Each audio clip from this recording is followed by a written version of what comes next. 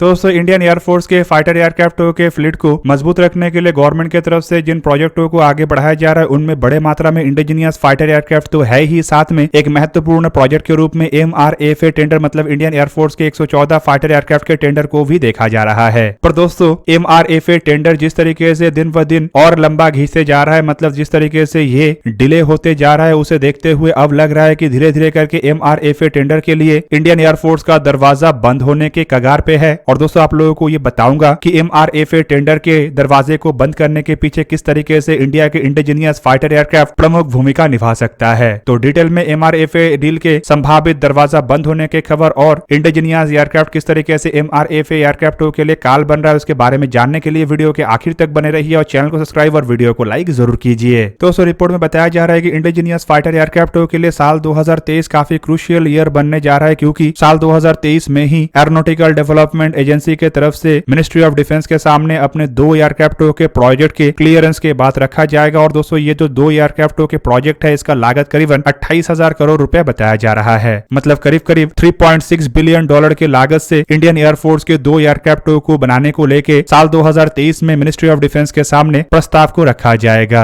हालांकि दोस्तों अगर साल 2022 भी देखा जाए तो ये भी इंडियन एयरफोर्स के लिए काफी महत्वपूर्ण था, क्योंकि कुछ ही महीने पहले डिफेंस मिनिस्ट्री के द्वारा इंडियन एयरफोर्स के और एक इंडिजीनियस एयरक्राफ्टों के प्रोजेक्ट को लेकर 10,000 करोड़ रुपए का अप्रूवल दिया गया है। और दोस्तों ये प्रोजेक्ट है LCAAF मतलब तेजस मार्क 2 मीडियम वेट फाइटर एयरक्राफ्टों का प्रोजेक्ट। पर दोस्तों इंडिजीनियस फाइटर एयरक्राफ्टों के प्रोजेक्ट जिस तरीके से आगे बढ़ रहा है उसके साथ अगर इंडियन एयरफोर्स के MRFA टेंडर को कंपेयर किया जाए तो इंडियन एयरफोर्स के ये टेंडर उस रफ्तार से आगे नहीं बढ़ रहा है। सालों से इंडियन एयरफोर्स के द्वारा विदेशी कुछ फाइटर एयरक्राफ्टों को खरीदने को लेकर तैयारी किया जा रहा है और इंडियन एयरफोर्स अभी भी इंतजार में है कि कब गवर्नमेंट की तरफ से इसे लेके उस तरीके से काम किया जाए जिस तरीके से इंडिजीनियस एयरक्राफ्टों को लेकर गवर्नमेंट उत्सुकता के साथ काम कर रहा है। दोस्तों यहाँ पे आप लोगों को यह भी जान के रखना चाहिए कि MRFA टेंडर के अंतर्गत इंडियन एयरफोर्स करीबन 114 फाइटर एयरक्राफ्टों को खरीदना चाहता है, जिसे लेके साल 2018 में मतलब आज से करीबन 4 साल पहले टेंडर जारी हो चुका है। पर साल 2018 के उस घटना के बाद एयरक्राफ्टों के टेंडर को आगे बढ़ाने को लेकर और कोई बड़ा खबर नहीं आया। अब दोस्तों इंडियन एयरफोर्स के भविष्य के आवश्यकताओं को देखते हुए जिन इंडिजीनियस प्रोजेक्टों को आगे बढ़ाया जा रहा है उनमें अगर एक बार ध्यान लगाया जाए तो सबसे पहला एयरक्राफ्ट है तेजस मार्क 1A प्रोजेक्ट, जो बेसिकली तेजस मार्क 1 के बाद महत्वपूर्ण अपग्रेडेशन और इंप्रूवमेंट के साथ लाया गया है। और दोस्तों हाल ही में ही ऐसे करीबन 73 एयरक्राफ्ट और मार्क 1 के 10 ट्रेनर वेरिएंटों को खरीदने को लेकर इंडियन एयरफोर्स और हिंदुस्तान एरोनॉटिक्स लिमिटेड के बीच में डील हो चुका है। इन एयरक्राफ्टों के इस्तेमाल करके इंडियन एयरफोर्स के बेड़े से साल 2024-25 तक सभी MiG-21 एयरक्राफ्टों के स्क्वाड्रन को समाप्त करने का इरादा रखा जा रहा है। जबकि इसके बाद जो दूसरा सबसे महत्वपूर्ण प्रोजेक्ट है वो है तेजस मार्क 2 मीडियम वेट फाइटर, जिसे कि LCAAF मार्क 2 भी कहा जाता है। दोस्तों करंटली इन एयरक्राफ्टों के प्रोटोटाइपों के ऊपर काम किया जा रहा है और रिपोर्ट के मुताबिक ये प्रोटोटाइप जहां पे इसी साल के अंत तक रोल आउट होना था तो वहीं पे ये 1 साल डिले करके अब अगले साल के अंत तक रोल आउट किया जाएगा, जिसके पीछे मेन कारण है एयरक्राफ्टों में अतिरिक्त मात्रा में इंडिजीनियस कंपोनेंटों के इस्तेमाल करना।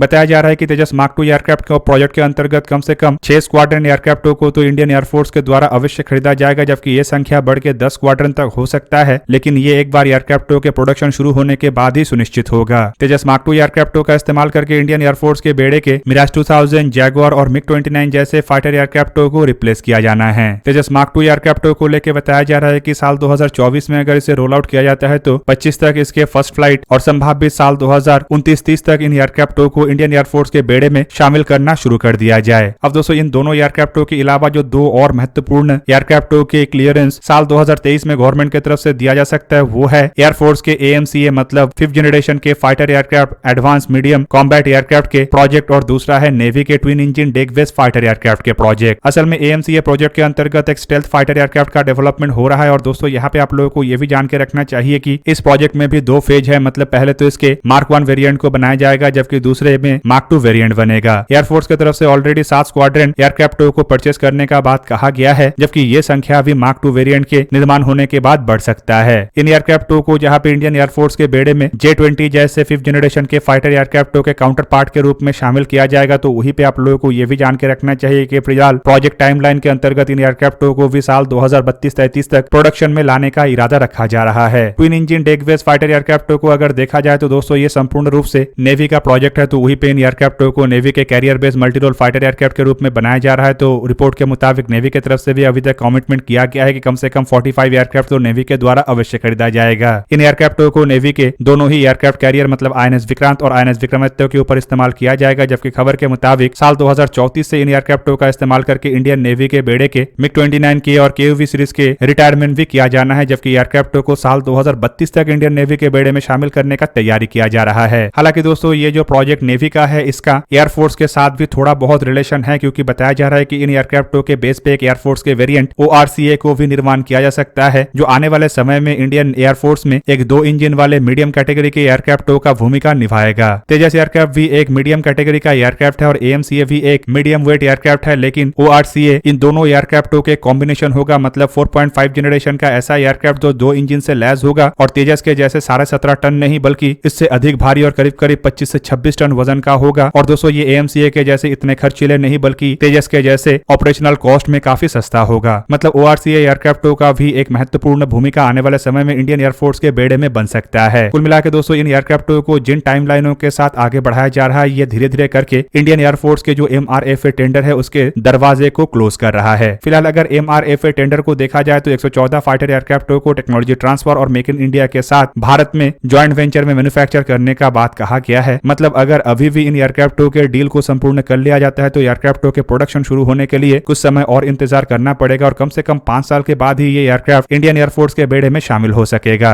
मतलब तब तक एक तरीके से तेजस मार्क 2 एयरक्राफ्ट भी तैयार हो जाएगा और दूसरी तरफ AMCA और ट्विन इंजन डेगवेस जैसे फाइटर एयरक्राफ्टों के भी ट्रायल लगभग समाप्ति के आसपास होगा। हालांकि दोस्तों MRFA टेंडर के लिए दरवाजा अभी भी संपूर्ण बंद नहीं हुआ है, लेकिन बंद होने के कगार पे है और MRFA टेंडर के सामने 2 से 3 साल ऐसे समय है जिस दरमियान अगर ये टेंडर संपूर्ण होता है तो एटलीस्ट इस प्रोजेक्ट के अंतर्गत इंडियन एयरफोर्स के बेड़े में एयरक्राफ्ट शामिल हो सकता है। लेकिन जिस तरीके से साल 2018 से एक के बाद एक ये प्रोजेक्ट डिले हो रहा है, उस तरीके से अगर 2 से 3 साल और गुजर जाता है तो मेरा मानना यह है कि जिस तरीके से 3 एयरक्राफ्टों का डेवलपमेंट इंडियन एयरफोर्स के लिए और नेवी के लिए किया जा रहा है, ये संपूर्ण रूप से MRFA टेंडर को क्लोज कर देगा। हालांकि दोस्तों इस बीच में एक संभावना ये भी है कि गवर्नमेंट की तरफ से अगर अपनी पॉलिसी को शिफ्ट करते हुए इंडिजीनियस फाइटर एयरक्राफ्टों के ऊपर अधिक महत्व दिखाया जाता है और पहले के जैसे टेंडर को रद्द करते हुए इमरजेंसी बेसिस पे एयरफोर्स के गैप को पूरा करने के लिए कुछ एयरक्राफ्टों को परचेस किया जाता है, तो भी ये एक तरीके से MRFA डील के लिए दरवाजा बंद ही होगा। दोस्तों पहले भी गवर्नमेंट की तरफ से MMRCA डील के अंतर्गत राफेल एयरक्राफ्टों को चुनने के बावजूद केवल मात्र इमरजेंसी बेसिस पे 36 एयरक्राफ्टों को खरीदा गया है। और दोस्तों उस दरमियान जब 36 एयरक्राफ्टों को खरीदा गया था तब और 36 एयरक्राफ्टों के संभावनाओं के बारे में भी जिक्र हुआ था और लगातार कुछ समय तक फ्रांस की तरफ से भी एडिशनल 36 एयरक्राफ्टों का ऑफर भारत को किया जा चुका है। ऐसे में दोस्तों ये जो 36 एयरक्राफ्टों के मतलब एडिशनल 36 एयरक्राफ्टों का ऑफर है, ये भी MRFA टेंडर के लिए काल बन सकता है, क्योंकि अगर गवर्नमेंट की तरफ से एडिशनल 36 एयरक्राफ्टों की तरफ जाया जाता है तो मेरा मानना यह है कि गवर्नमेंट 114 फाइटर एयरक्राफ्टों के टेंडर को रद्द करते हुए उसकी जगह स्वदेशी एयरक्राफ्टों के द्वारा भरने की तैयारी भी कर सकता है और तेजस मार्क 2 जैसे एयरक्राफ्टों के प्रोडक्शन रेट को बढ़ाते हुए